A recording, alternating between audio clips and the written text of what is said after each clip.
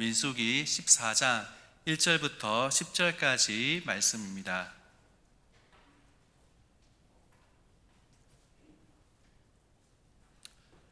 찾으신 줄 알고 한 절씩 교독하겠습니다. 제가 먼저 1절 말씀을 봉독하겠습니다.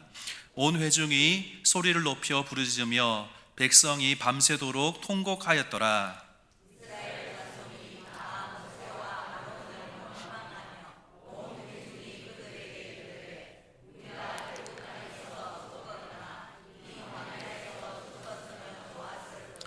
어찌하여 여호와가 우리를 그 땅으로 인도하여 칼에 쓰러지게 하려 하는가? 우리 처자가 사로잡히리니 애굽으로 돌아가는 것이 낫지 아니하랴.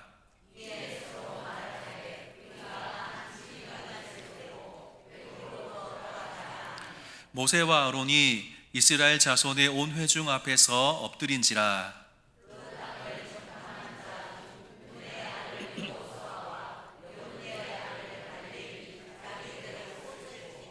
이스라엘 자손의 온 회중에게 말하 이르되 우리가 두루 다니며 정탐한 땅은 심히 아름다운 땅이라.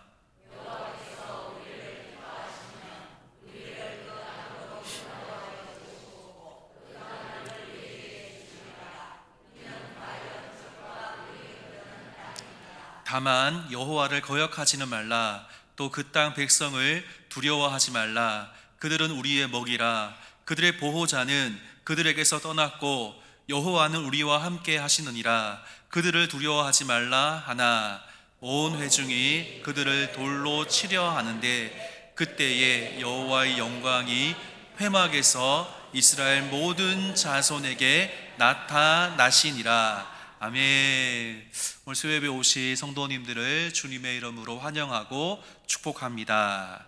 하나님의 크신 은혜가 있는 시간이 되시기를 축복합니다. 오늘은 같은 상황, 다른 반응이라는 제목으로 말씀을 나누려고 합니다. 예전에 다른 교회에 있을 때에 수련회 중에서 예수님의 12제자에 대해서 다룬 적이 있었습니다.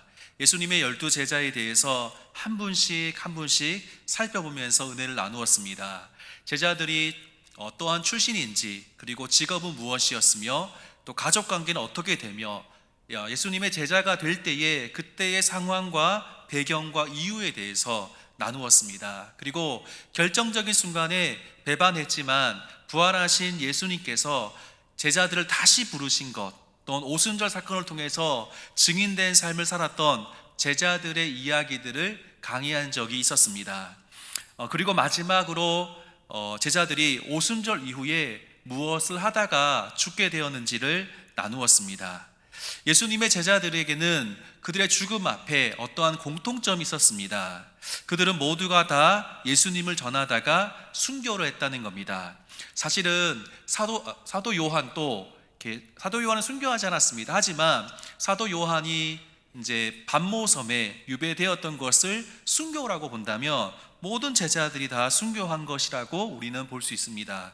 어떤 제자는 십자가에 거꾸로 못 박혀서 순교했고, 어떤 제자는 X자형에 순교했고, 어떤 제자는 기도하던 중에 창에 찔려서 순교했고, 어떤 제자는 톱으로 베임을 당해서 순교했고, 어떤 제자는 칼에 찔려서 순교했습니다.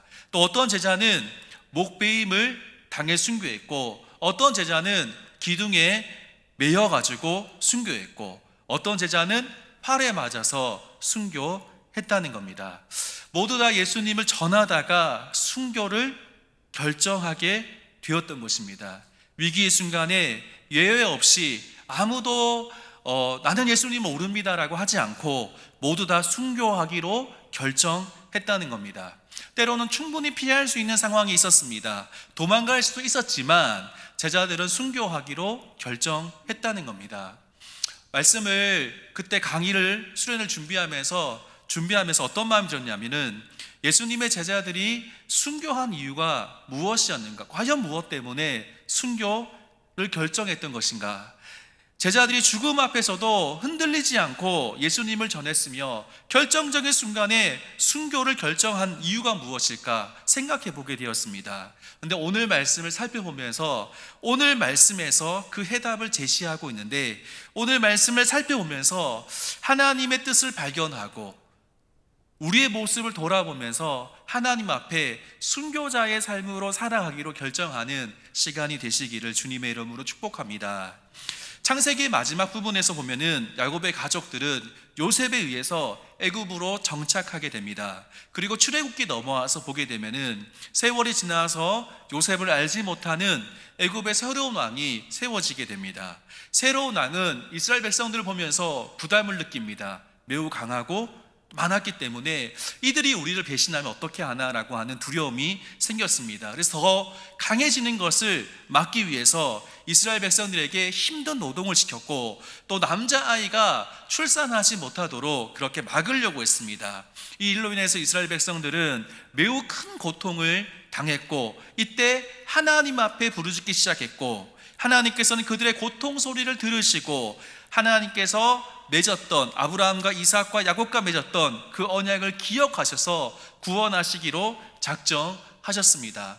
하나님께서는 남자아이가 태어날 수 없는, 살 수 없는 그런 상황 속에서 모세를 살리시고, 모세를 통해서 이스라엘 백성들을 애굽에서 구원해 주셨습니다. 하나님께서 홍해를 건너게 하셨고, 만나를 통해서 먹이셨고, 아멜렉과의 전쟁에서 승리하게 하셨습니다. 그리고 시내산에 와서 언약을 맺으셨습니다. 하나님께서는 언약 백성으로 이스라엘 백성들을 준비시키기 위해서 율법을 주셨고 성막을 만들게 하셨습니다. 모든 준비를 마친 백성들은 출애굽한 지 2년 2월 20일에 본격적으로 행진을 시작하게 됩니다. 뭔가 잘해 보이는 것처럼 보였지만 곧 그들은 불평했고 하나님 앞에 혼나기는 했지만 우여곡절 끝에 드디어 오늘 말씀의 배경인 가데스 바네아까지 도착하게 됩니다. 가데스 바네아에 도착해서 12지파의 대표들을 세워가지고 언약의 땅인 가나안 땅을 정탐하게 했습니다. 40일 동안 가나안 땅을 정탐하고 돌아온 정탐꾼들이 보고를 하는 것이 지난주 말씀이었습니다. 2명은 긍정적인 보고를 했고 10명은 부정적인 보고를 했다는 것입니다. 이 보고를 들은 이스라엘 백성들의 반응이 이어지고 있는데, 그 이어지는 반응이 오늘 말씀입니다. 이스라엘 백성들은 오늘 말씀을 보니까 소리 높여서 부르짖었습니다. 아마 원망하는 부르짖음이었을 겁니다. 밤새도록 통곡했다라고 이야기합니다. 하나님의 종인 모세와 아론을 원망했으며 결국에는 여호와 하나님에 대한 반역으로까지 이어지게 됩니다. 이스라엘 백성들은 하나님의 약속을 믿고 이곳까지 왔는데, 와보니까 하나님께서 약속하신 땅에 들어가지도 못하고 죽을 것 같으니까 그들이 불평하고 원망하고 반역했던 것입니다. 하나님을 신뢰하지 못한 반응이 계속해서 이어지는 것을 보게 됩니다. 소리 높여 부르짖었고 밤새도록 죽음에 대한 두려움으로 눈물을 흘렸고 하나님의 종인 모세와 아론을 원망하고 결국에는 하나님을 따라서 약속의 땅으로 가는 것보다 다시 애굽으로 가는 것이 더 좋겠다. 우리가 봤을 때 가나안 땅에 가서 죽는 것보다 차라리 애굽 왕에게 가서 바로에게 가서 우리가 죽을 죄를 지었으니 살려달라고 이야기하는 것이 더 낫지 않겠냐라고 생각했던 것입니다. 이스라엘 백성들이 하나님을 원망하고 하나님에게서 다시 애굽의 바로 왕을 선택하며 하나님을 반역한 이유가 무엇이겠습니까? 언약을 놓치고 사명을 놓쳤기 때문입니다. 하나님께서 왜 구원하셨는지 잊어버린 겁니다. 하나님께서 이스라엘 백성들을 구원하셔서 왜 가나안 땅에 들어가게 하시는지를 잊어버렸기 때문입니다. 하나님께서 이스라엘 백성들을 통해서 이루시려고 했던 그 일들을 그들이 잊어버렸기 때문에 그와 같은 불평과 반역으로 이어지게 된 겁니다. 하나님을 배반한 이스라엘 백성들은 갈 바를 알지 못하고 있었던 그 이스라엘 백성들이 다시금 하나님 앞에 온전히 서기 위해서 해야 될 일은 무엇이겠습니까? 그들은 다시 한 번 더 하나님의 약속과 사명을 회복해야 하는 겁니다. 오늘 말씀 속에 그 사명을 회복하기 위해서 어떻게 되는지 기록하고 있는데, 오늘 말씀을 살펴보며 우리의 모습 속에 있는 그 사명이 회복되어지는 은혜가 있기를 소망합니다. 첫 번째로 사람들의 반응을 보지 말라라고 말씀하고 있습니다. 6절 말씀을 같이 읽겠습니다. 6절입니다. 시작. 그 땅을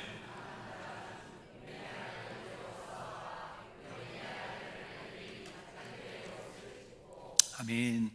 지금 이스라엘 백성들은 하나님께서 주신 사명과 비전을 잊어버린 채 광분한 상태입니다. 10절 말씀에서 보면은 이스라엘 백성들이 얼마나 광분했는지를 알 수 있는데, 이스라엘 백성들은 여호수아와 갈렙을 모세가 보는 앞에서, 모세가 눈을 뜨고 보고 있는데도 그들을 돌로 쳐서 죽일 정도로 매우 광분한 상태에 있었다는 겁니다.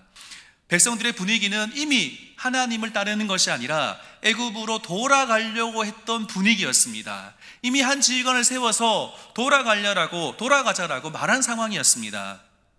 이스라엘 백성들은 하나님의 뜻을 거슬러서 돌아가자고 하는 성난 군중, 마치 폭도들로 바뀐 상황이었다는 겁니다. 이미 하나님의 뜻을 구하자라고 이야기하는 것이 너무나 어려운 상황이었습니다. 그때에 여호수아와 갈렙은 어떻게 행동했는지를 우리가 좀 살펴볼 필요가 있습니다. 여호수아와 갈렙은 그들의 군중 심리에 딸려가지 않았고 백성들의 부정적인 반응과 분위기를 따라가지 않았던 겁니다. 여호수아와 갈렙은 하나님의 비전과 사명을 붙들고 있었던 것을 오늘 확인할 수 있는데, 제가 6절 말씀을 다시 한번 더 읽어드리겠습니다. 그 땅을 정탐한 자 중 눈의 아들 여호수아와 여분네의 아들 갈렙이 자기들의 옷을 찢고 라고 말씀하고 있습니다. 눈의 아들 여호수아와 여분네의 아들 갈렙이 자신들의 옷을 찢었다라고 말씀합니다. 여러분, 왜 찢었겠습니까? 화가 나서 찢은 것이 아닙니다.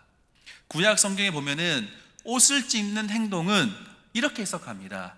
마음에 느끼는 격렬한 슬픔이 있을 때, 그리고 엄청난 고통을 표현할 때 옷을 찢는다는 겁니다.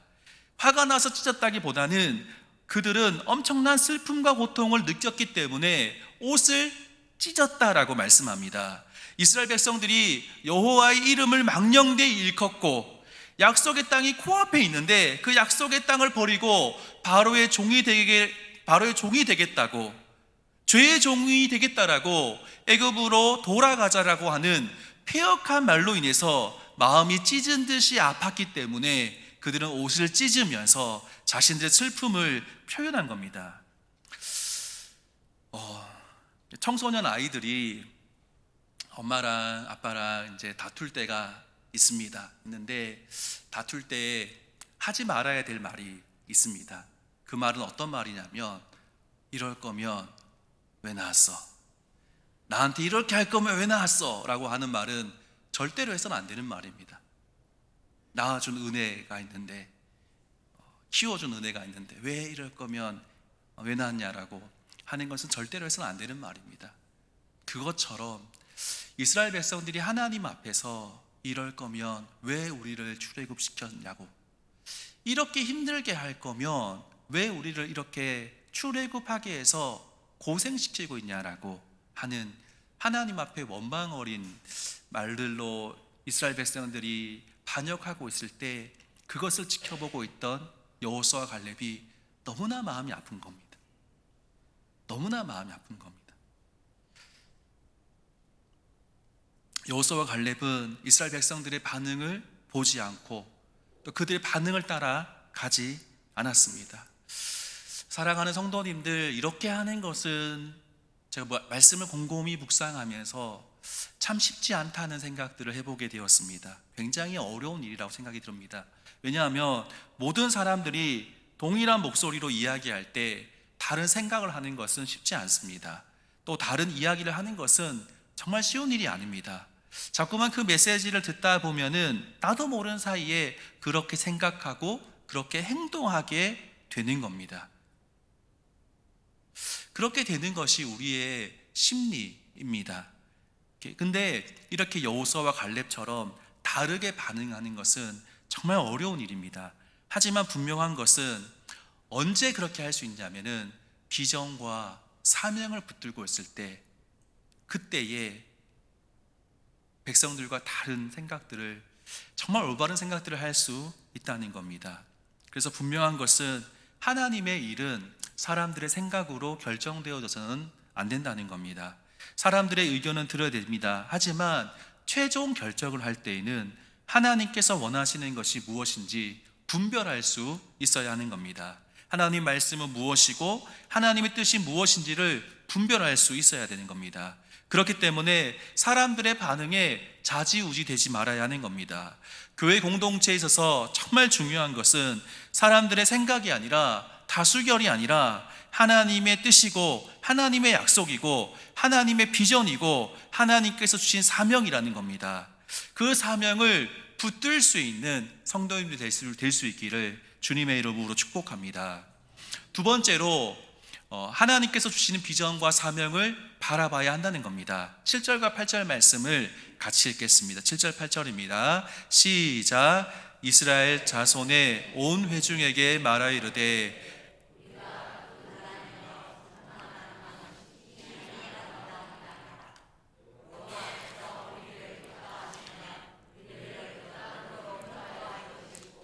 그 땅을 우리에게 주시리라. 이는 과연 젖과 꿀이 흐르는 땅이니라. 아멘. 여호수아와 갈렙은 상황을 보지 않았습니다. 가나안 땅에 얼마나 강한 자들이 살고 있는지, 그리고 우리가 그 강한 자들과 싸워서 이길 수 있는지를 계산하지 않았습니다. 충분히 머리로 계산할 수 있습니다. 하지만 여호수아와 갈렙은 그렇게 하지 않았다는 겁니다. 그러면 여호수아와 갈렙은 무엇을 보기 시작했습니까? 무엇에 시선이 고정되어 있었습니까? 그것은 그 땅이 정말 하나님께서 약속하신 땅이 맞느냐 맞지 않느냐, 그것을 확인했다는 겁니다. 자신들이 정탐한 땅이 하나님께서 약속하신 젖과 꿀이 흐르는 땅인지 아닌지를 먼저 확인했던 것을 보게 됩니다. 여호수아와 갈렙은 자신들이 정탐한 땅은 심히 아름다운 땅이라고 분명하게 말씀하고 있습니다. 원어 성경을 보면은 심이라고 되어 있는 이 단어는 메오드라는 단어입니다. 이 메오드라는 단어를 보게 되면은 굉장히 강조하는 표현인데, 개역 개정 성경에는, 우리가 보고 있는 성경에는 심이라고 한 번만 기록되어 있습니다. 하지만 원어 성경을 보게 되면 이 메오드라는 단어는 두 번이나 기록되어 있습니다. 굉장히 강조하고 있는 표현입니다. 창세기 1장에서 하나님께서 지으신 모든 것을 보시기에 심히 좋았더라 라고 말씀하실 때는 메오드가 한 번만 기록됐습니다.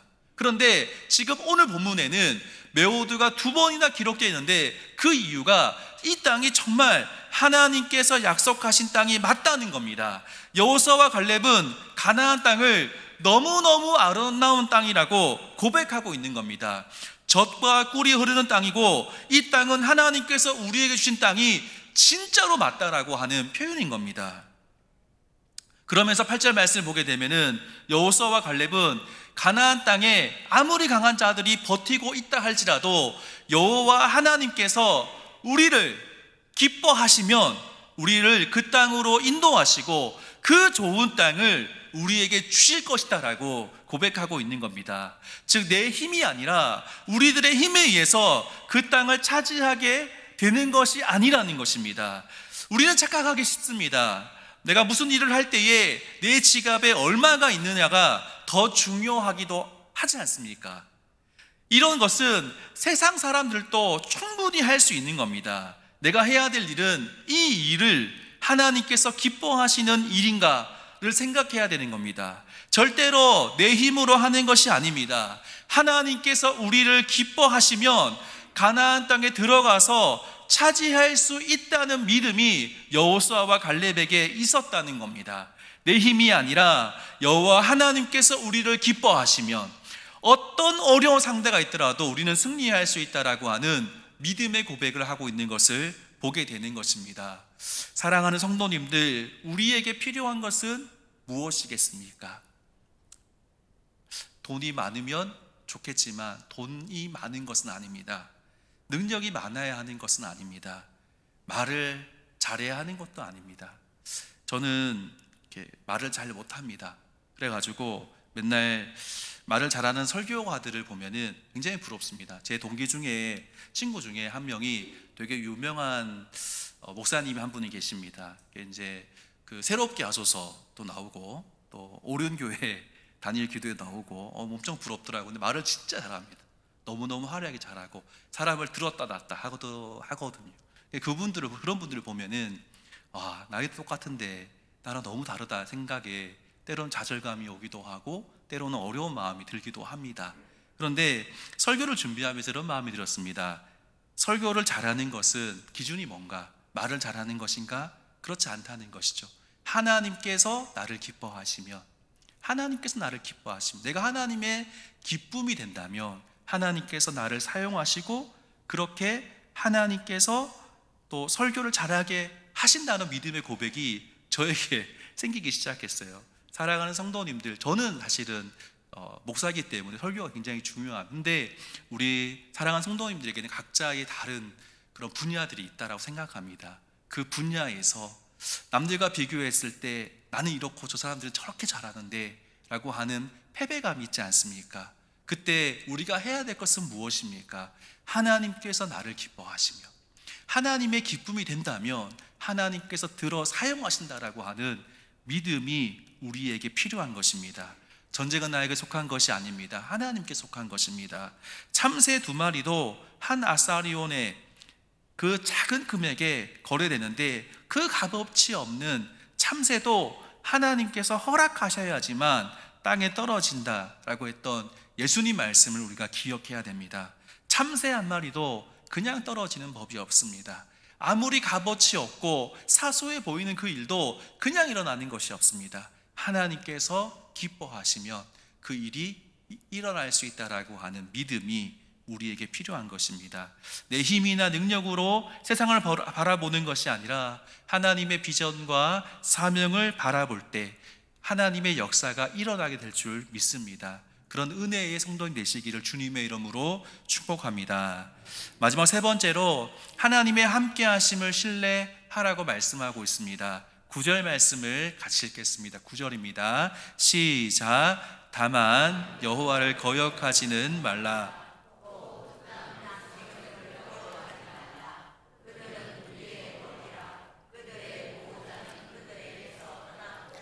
여호와는 우리와 함께 하시느니라. 그들을 두려워하지 말라 하나. 아멘. 여호수아와 갈렙은 하나님의 함께 하심을 신뢰했습니다. 가나안 사람들이 아무리 강하다 할지라도 그들에게 아낙 자손이 있다 할지라도 천지를 창조하신 하나님께서 함께 하신다면 능히 이길 수 있다는 고백을 하는 것입니다. 여호수아와 갈렙은 가나안 거민을 두려워하지 말고 다만 하나님의 함께 하심을 믿으라고 말씀하고 있습니다. 그들의 보호자는 그들에게서 떠났지만 하나님은 우리와 함께 하신다는 겁니다. 가나안의 신들은 돌이나 나무에 불과하기 때문에 아무런 도움을 줄 수 없습니다. 그러나 우리 하나님은 살아 역사하시며 우리와 함께 하시는 겁니다. 그렇기 때문에 두려워할 필요가 없다라고 믿음으로 고백하고 있습니다. 우리는 자꾸 머리로 계산하려고 합니다. 그리고 미리 두려워합니다. 수련회를 앞두고 있으면 수련회를 어떻게 해야 되나 이런 두려움이 찾아오기도 합니다. 물론 기대감이 있지만 찾아오기도 합니다.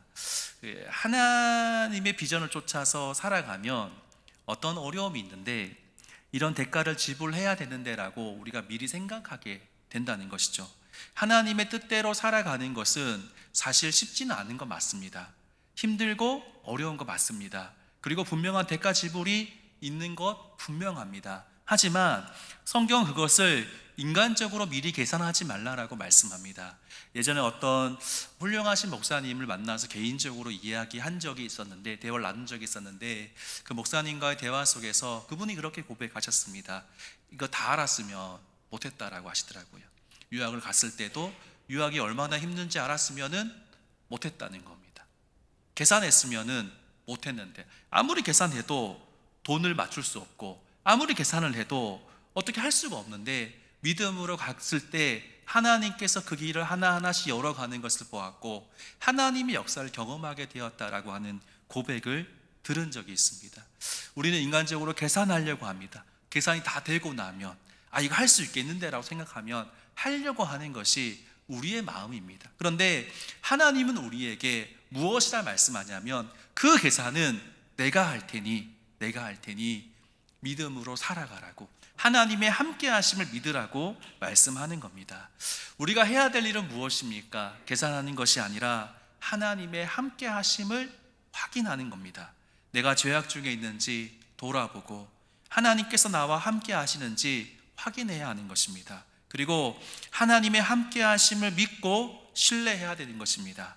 하나님께서 계획하시고 준비하시고 맡기신 일이 분명히 맞다면 하나님께서 나와 함께 하심을 믿어야 하는 것입니다. 저에게 있어서 이번 일본 단기 선교가 그렇습니다. 30대 교구에서 준비해서 9월 12일부터 15일까지 가게 되는데 믿음으로 고백해야 되는 일입니다. 머릿속으로 계산했을 때 참 복잡합니다. 참 복잡하고 어려운 변수들이 참 많이 일어나고 있습니다. 이 일이 어디에서 왔느냐라고 생각하고 기도했을 때 신은 하나님께로부터 왔다는 것이 분명했습니다. 2025년도에 단기 선교 가는 부서가 없었습니다. 계획에. 그래서 참 신기했습니다. 매년 단기 선교를 갔던 우리 교회인데 단기 선교를 가는 부서가 없는 겁니다. 그럼 누가 가야 되지?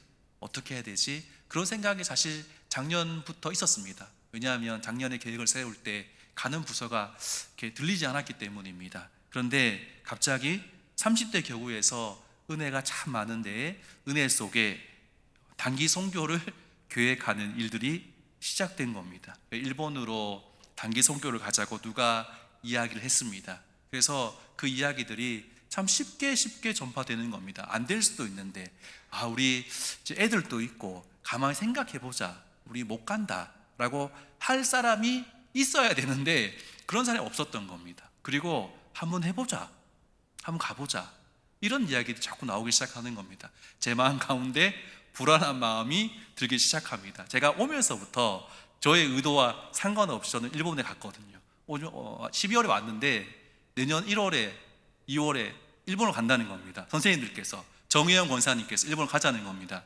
그래가지고 될까?